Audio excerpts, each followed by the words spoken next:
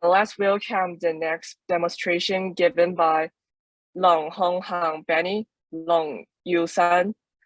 Their project code is VL01a-21, and the title is PC Motion Controller with Development Engines.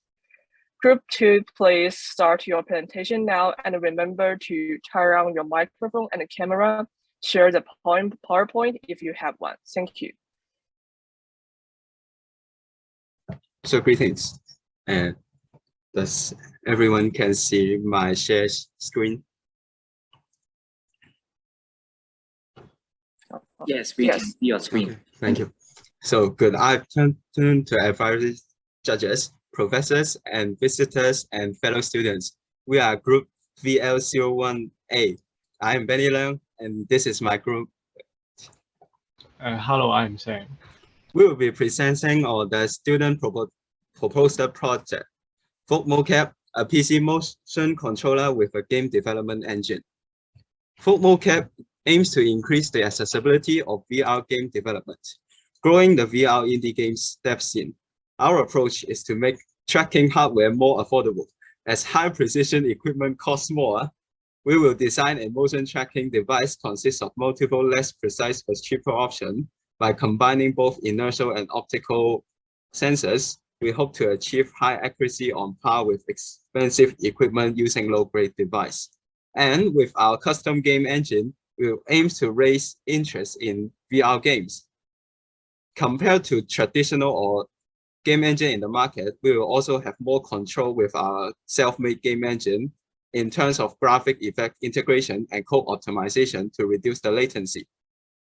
Here we have a hardware overview of Vog-Mocap. Our project uses an IMU tracking chute, which we 3D printed some models to strap those sensors onto the user's limbs to detect its acceleration and rotation, and a Kinect depth camera as the optical sensors.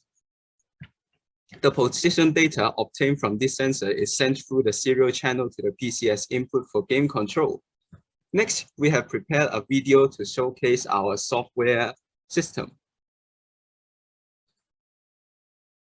Overview of Vog-Mocap game engine. So in the left side, we have the rendered scene, which you can move with WASD to move the camera all around the place. So from the right side, we can see the scene hierarchy panel, which displays all game objects within the scene. And the object is organized in a hierarchical structure. As you can see from saber left, it includes lightsaber, and the lightsaber includes a cylinder. And when select the game object, you can see from the inspector all of its properties. You can move its position by dragging it. However, only the cylinder will move. If you want to move the whole saber, you have to select the topmost hierarchy. Sorry. So here we have the overview of Vog-Mocap game engine. So in the left side, we have the rendered scene, which you can move with WASD to move the camera all around the place. So from the right side, we can see the scene hierarchy panel, which displays all game objects within the scene.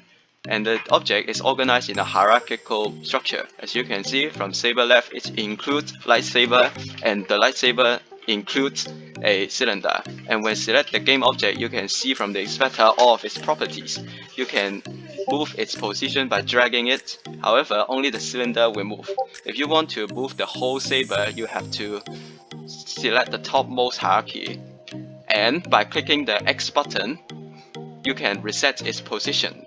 Besides from transforming object, there are more options to be edited. So from here, we can edit its rendering features. For example, we can modify its emission effect, which can be changed by entering different parameters, and its color as well from the albedo column. So in addition to that, we can add more components to the object through here. So next we have the rendering setting of the scene. There's an exposure option which we can edit its value to increase or decrease the brightness of the whole scene.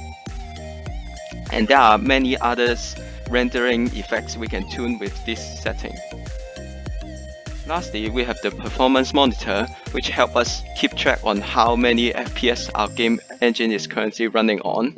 As you can see, we can attain 130 FPS even with all those rendering effects going on. Next, we would like to showcase our animation and character control system. So here we have a humanoid model, and its game object follows a hierarchy structure.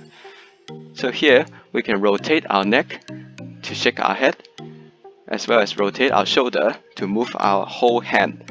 So this is why we need to follow the hierarchy structure, because when we move our shoulder, our forearm needs to move as well. So when we input motion capture data into this humanoid model's properties, we can then control it, and the model will mimic our actual movement. So last but not least, we will showcase our game engine in play mode. As you can see, the light source in the game is already moving, and we can spawn cubes in it. So there are collider outline and light outline of the cube, and you can toggle it in the settings scene. And because our game is like Beat Saber, we need to move our saber to hit those cubes. So for example, we will move our blue saber to hit the blue cube, and you can swing it so that when the saber collides with the cube, it will disappear. And we also add a trail effect. When you swing the saber, a trail corresponding to its color will appear. So this will be the overview of our game engine. Next, we will showcase when we are actually playing the game.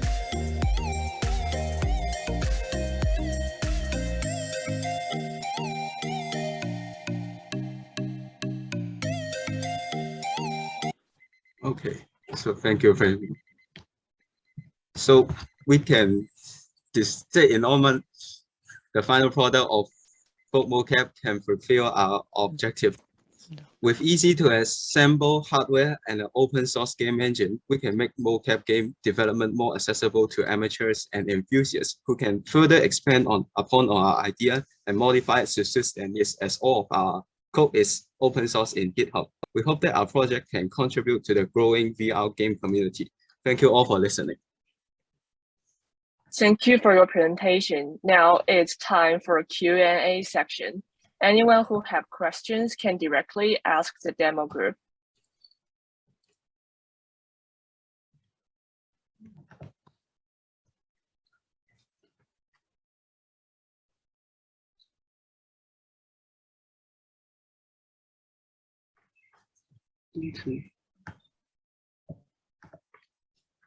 And if there's no questions, we will invite the next group. Thank you very much. Thank you. Okay. And